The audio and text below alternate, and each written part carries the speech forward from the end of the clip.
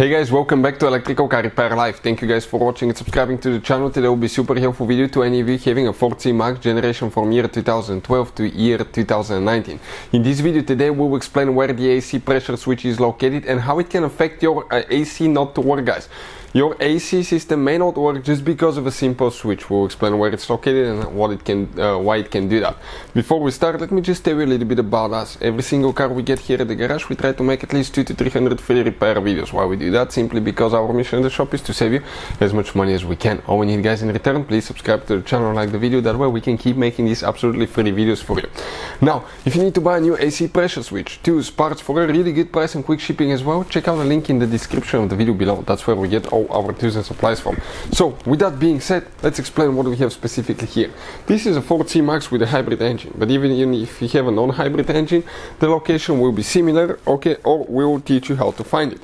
So the AC system is quite complicated, guys. You have a compressor, the AC compressor, which is usually located, okay, down there. Okay, that's the AC compressor. You have the condenser, which is on the front, also known as the radiator. The evaporator is in the dash, guys, and if you look right here, this is the high pressure line. High pressure line is actually the one that has a thin line, and then the fat line is known as a low pressure line because the freon will go to a fat pipe, so practically the pressure will be lower. If it's thinner pipe, the pressure is higher.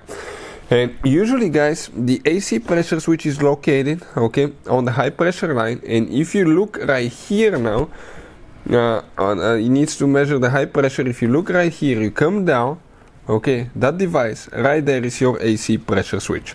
Okay, now in order to remove and replace it, you have to drain the AC system. Some of them have valves where it can prevent the freon leaking out, but most of them do not.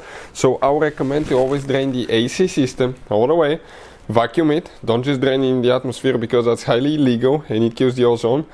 You can get a vacuum machine for the AC system and suck it out, or you can take it to a shop for a very small fee. They can recycle it for you and get the freon out. Then you can replace the switch. The purpose of that switch is to detect practically, guys, if the AC system has enough pressure. If it doesn't have enough pressure, it's not going to activate the AC compressor. So that switch is super important. If it's disconnected or not working, okay, that switch will prevent the AC compressor from turning on. So a bad switch will make your Ford C-Max AC not to work. If you want to see how to test AC pressure switch, guys, on a Ford, we'll be making a video, so please check it out. Hopefully the video will be helpful. Thank you for watching and see you guys next time.